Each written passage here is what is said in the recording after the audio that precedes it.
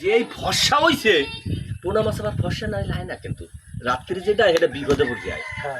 যে এই ফর্সা হইছে এই দেহি মাছ আওয়াজ আছে মিনের কাপ হ্যাঁ কত 1.5 কেজি 1.5 কেজি 2.5 কেজি, মানে 1.5-এর নিচে কোনো মিনের কাপ নাই। সোজা সুজি কথা একটা প্যাট এইরকম একটা প্যাট 2-3টে এইরকম আইতেছে মাছ খাইছে তো আমারে ওহিনে বইয়ে পাক্কা মারিয়ে অর্ডার দিয়ে একটু হয় একখানে তো আর দেও 2-3টে পড়ছে পাক্কা মারিয়ে দিয়ে আউনি দি তেল তেল সা মাছ আর গায়ে খোঁজ নাই ওই পাক্কা মারি দিয়ে এসেও পরে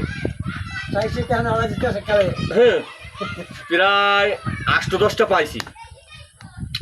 আর কোনো মাছ না, সবই ওই প্যাট মোড়া মাছ।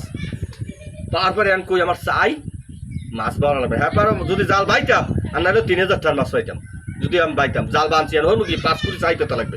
ওই মাছ এই রাইট হইতে ধরা সব সাদা হয়ে গেছে, ওই মাছ বেচতে যাওয়া লাগবে না।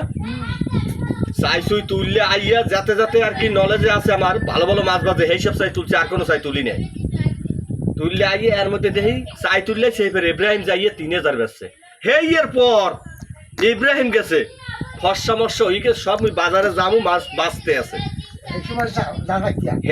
এই সময় ইব্রাহিম যাই ওই পিসেরটা নাসির তো টের পায় না লাগে জ্ঞান যাম আর জানাইও নাই। নাসির তো মোর পিছর ধন শুধু সাম্পল গাছটা হয় না কখন মুশির হয় না। এই মাছ বাজারে লইয়ে গেলাম, ও সব চিংকা বড় মাছটা রাখছি খাইতে। সেদিন এবার মৌজুরি খেয়া কয়েক মোট ভাত খাবি না কইবার এই একখান মাছ দিয়েছে, এই একখান মাছই খাইছে খালি ভাতই খাইতে পারে না।